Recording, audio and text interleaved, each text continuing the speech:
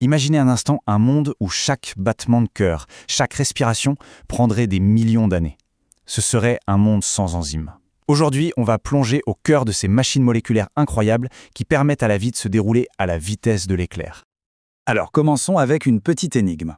Pour qu'on reste en vie, notre corps doit gérer des millions de réactions chimiques. Chaque seconde, c'est bien plus rapide que n'importe quelle voiture de sport. Et pourtant, à l'intérieur de nous, les conditions sont plutôt tranquilles. Pas de chaleur extrême, pas d'acidité. Alors comment la vie fait-elle pour appuyer sur l'accélérateur dans un environnement aussi calme ? La réponse, eh bien la voilà. Les enzymes, ce sont les véritables héros de l'ombre de notre biologie. Et comme on peut l'imaginer, ce ne sont pas de simples petites billes chimiques. Non, ce sont de véritables machines moléculaires incroyablement complexes et élégantes. Leur but, s'assurer que la vie continue et vite. Voilà le programme. D'abord, on va voir pourquoi cette histoire de vitesse est un vrai casse-tête pour le vivant. Ensuite, on fera connaissance avec notre star, l'enzyme. On va décortiquer comment elle s'y prend, puis on verra pourquoi elle est si sensible. Et pour finir, on explorera comment ces minuscules machines façonnent notre monde. C'est parti! Première étape, le problème de la vitesse.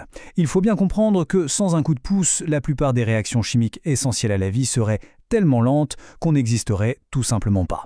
La nature a donc dû inventer un accélérateur secret. Et c'est là qu'est tout le paradoxe. Notre corps, il se maintient à une température confortable, 37 degrés, et à un pH neutre. Pour un chimiste, ce sont des conditions de travail terribles. Pour faire aller une réaction plus vite en labo, il faut chauffer, mettre la pression, ajouter des produits corrosifs. Alors, quel est le tour de magie de la nature ? Eh bien, ce tour de magie, le voici. L'enzyme, c'est la réponse de la nature à ce défi de la vitesse. Alors, une enzyme, c'est quoi concrètement ? En gros, c'est une protéine qui a un job bien particulier, celui de biocatalyseur. C'est juste un mot un peu savant pour dire qu'elle accélère les réactions chimiques de notre corps sans jamais se fatiguer. C'est littéralement le moteur qui fait tourner la vie.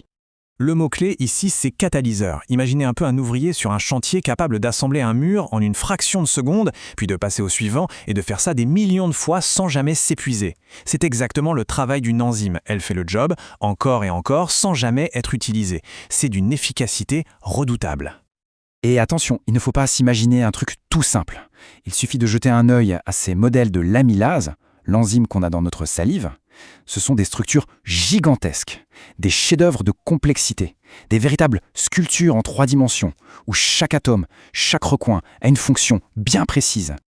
Bon, maintenant qu'on a fait les présentations, allons voir d'un peu plus près. Comment une enzyme arrive-t-elle à faire son travail ? C'est une sorte de balai moléculaire.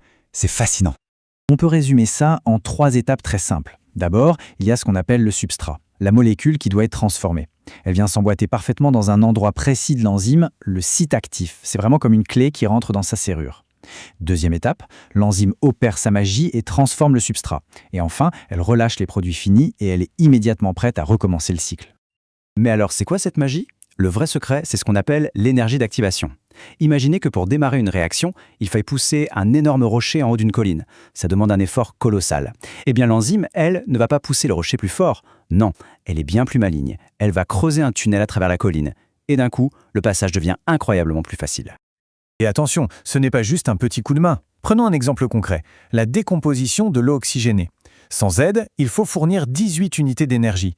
Avec l'enzyme qu'il faut, la catalase, il n'en faut plus que 2. C'est une division par 9. C'est comme si pour grimper une montagne, quelqu'un installait un escalator qui vous emmène presque jusqu'au sommet. C'est ça le super pouvoir des enzymes. Donc on a des super-héros moléculaires, mais des super-héros qui ont leur petite manie. Leur pouvoir incroyable ne fonctionne que dans des conditions très très précises. C'est un peu comme un instrument de musique de haute précision. Si l'accordage n'est pas parfait, la musique s'arrête. Et ça illustre parfaitement le concept. Chaque enzyme a sa température et son pH de prédilection, là où elle est la plus efficace. Un peu trop chaud, un peu trop froid, un peu trop acide, et son activité s'effondre. Ces courbes en forme de cloche le montrent bien. Il y a un sweet spot, une zone idéale où tout fonctionne à la perfection. En gros, voilà ce qui se passe. S'il fait trop froid, tout ralentit, c'est logique. Mais s'il fait trop chaud ou si le pH devient extrême, c'est bien plus grave. L'enzyme se dénature. Ça veut dire quoi ? Eh bien, sa structure 3D si complexe se déplie, elle perd sa forme. Et si elle perd sa forme, elle perd sa fonction. C'est une clé qui se tord et qui ne peut plus ouvrir la serrure. Mais ce qui pourrait ressembler à une faiblesse est en fait une force incroyable. Ça permet au corps d'utiliser des enzymes ultra spécialisées pour des tâches bien précises. La pepsine, par exemple, adore l'environnement super acide de notre estomac. La trypsine, elle, ne fonctionne bien que dans l'intestin, où c'est beaucoup moins acide. Chacune est une spécialiste, parfaitement adaptée à son poste.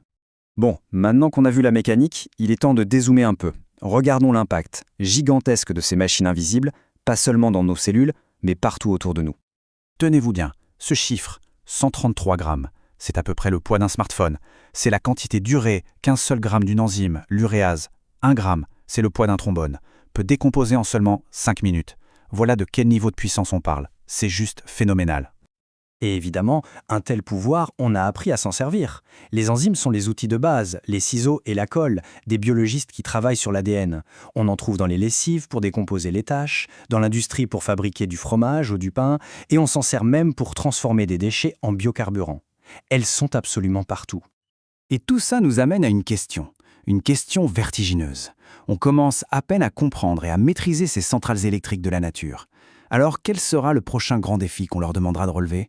Nettoyer le plastique de nos océans? Rendre l'agriculture plus efficace? Produire de l'énergie propre? Le potentiel est immense, et on n'a fait qu'effleurer la surface. De quoi sera fait demain? La réponse, elle se trouve peut-être déjà là, dans ces incroyables machines invisibles.